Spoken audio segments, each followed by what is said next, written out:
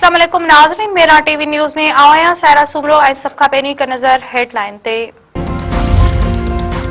फैसलाबाद में chemical factory जो boiler फाटण करे 15 ॼणा फौत, मलबे हेठां वधीक लाश कढिया विया, 7 ज़ख़्मी अस्पताल में दाख़िल। बॉयलर फाटण सबबि फैक्ट्री टई पट।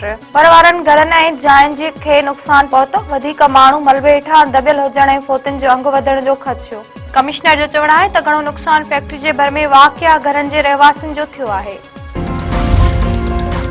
केपीके जो वॾो वज़ीर सोहेल आफरीदी अॼु इलेक्शन कमीशन में तलब। इलेक्शन कमीशन NA अरिड़हं हरीपुर जे उम्मीदवार शहनाज उमर अयूब खे बि तलब करे वरितो।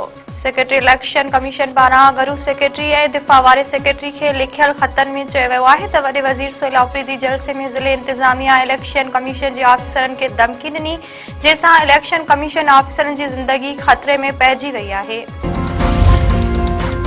वज़ीर आज़म PIA जे निजकारी जे अमल खे तेज़ करण जी हिदायत करे छॾी। शहबाज शरीफ़ चयो आहे त समूरा मरहला शफ़ाफ़ तरीक़े सां मुकमल कया वञनि ऐं जहाज़नि जो अंग बि वधायो वञे। इजलास दौरान वज़ीर आज़म खे ब्रीफिंग में ॿुधायो वियो त PIA जे निजकारी लाइ 4 पार्टियूं प्री क्वालिफाई थियूं आहिनि। जल्दी क़ौमी एयरलाइन जी निजकारी जे हवाले सां ॿोली लॻाई वेंदी।